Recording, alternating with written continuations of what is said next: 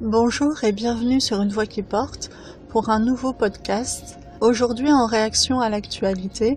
Alors je replace dans le contexte pour ceux qui auront cet audio sur le tard. L'actualité, c'est l'incendie de Notre-Dame de Paris. Tout le monde en parle. Je pense que c'est dans les esprits d'à peu près tout le monde. Et pour cause, même si nous ne voulions pas le voir ou y penser, de toute manière, ce thème est absolument omniprésent en ce moment, dans les médias, dans les conversations, impossible d'y échapper.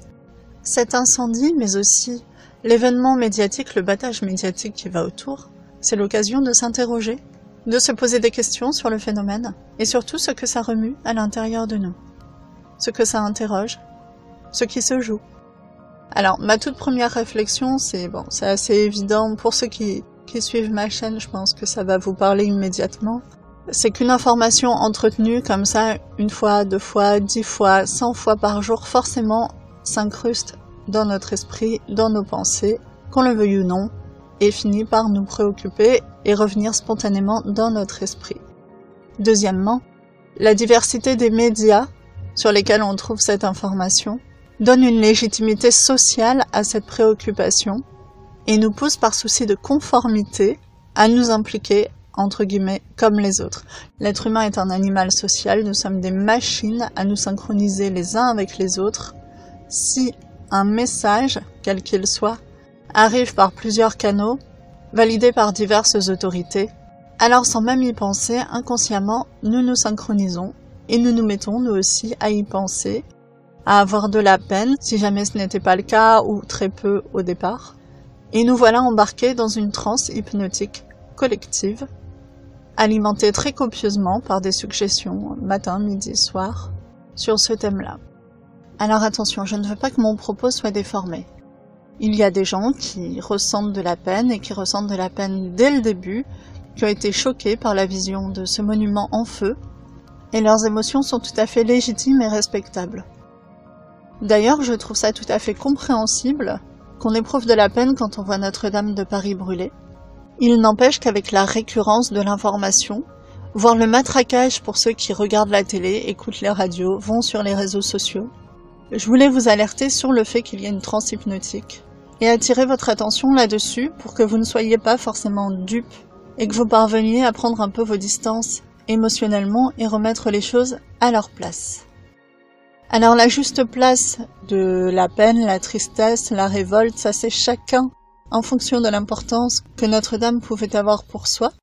Mais il est intéressant de voir que cet incendie remue des choses en nous et des choses que je trouve signifiantes. Par exemple, effectivement, quand on voit les fonds qui ont été levés en quelques jours, je comprends tout à fait que des personnes soient choquées par le fait que ces fonds aient pu être levés si rapidement et être attribué à un monument, donc qui n'est pas une personne qui éprouve de la souffrance par définition, c'est une chose. Et cet état de fait nous rappelle en effet qu'il y a des choix collectifs qui sont faits, qui impliquent, pour la cohésion du groupe, le sacrifice de certains individus. Et cette réalité peut bousculer et choquer effectivement pas mal de monde. Et ce genre d'événement fait émerger, je trouve, cette conscience du fait qu'il y a des sacrifiés, qu'il y a des sacrifices, que des choix sont faits, des choix collectifs, conscients ou inconscients, et que la cohésion de la société a un prix. Et là, ce prix se chiffre en euros, ce qui met d'autant plus ce phénomène en lumière. Je ne dis pas que la peine n'est pas légitime, attention.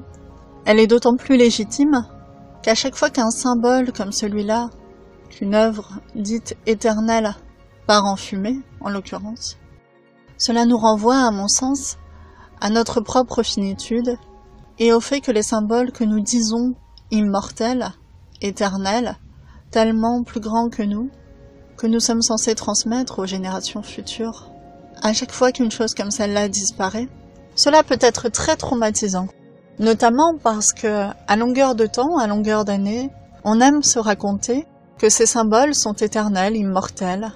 On leur attribue en fait à tort des qualificatifs pour se raconter des histoires et se rassurer sur notre propre finitude. Et je pense qu'il se joue quelque chose dans ce genre d'événement qui parle de notre propre finitude, de notre propre mortalité, de notre propre disparition.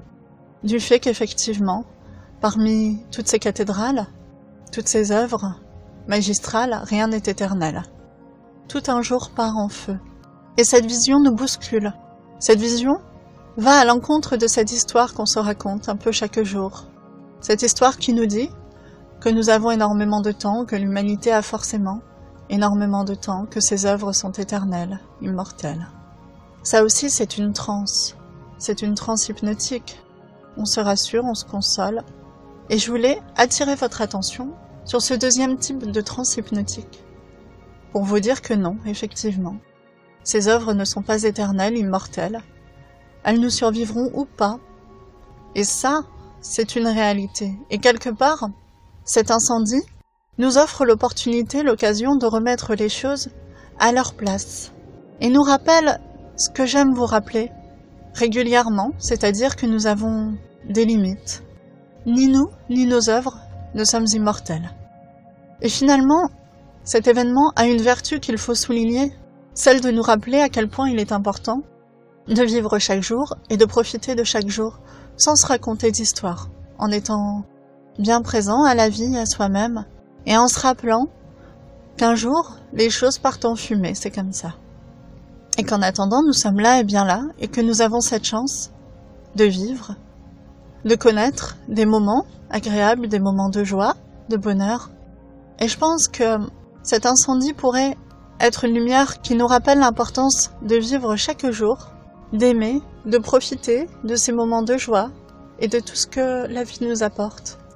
Et finalement, au lieu d'être dans le drame de la perte, effectivement, d'un monument qui est d'une importance capitale pour notre pays, j'en conviens tout à fait, pourquoi pas faire de cette perte un phare dans notre existence, un phare dans les ténèbres qui nous rappelle qu'il est important parfois de ne pas se raconter d'histoire, même quand le mot histoire porte un grand H, et de revenir tout simplement ici maintenant, et de profiter de la vie qui est là et bien là, pour un temps limité, pour chacun d'entre nous, de regarder ce qu'on aime en sachant qu'ils ne seront pas immortels, eux non plus, de profiter de ce qu'on a en sachant que ce ne sera pas éternel, et prendre le temps de percevoir la joie, la lumière dans nos vies, et se souvenir de ce phare qui un jour s'est allumé dans la nuit, peut-être un peu pour nous rappeler l'urgence de vivre nos vies pleinement et sans se raconter d'histoire.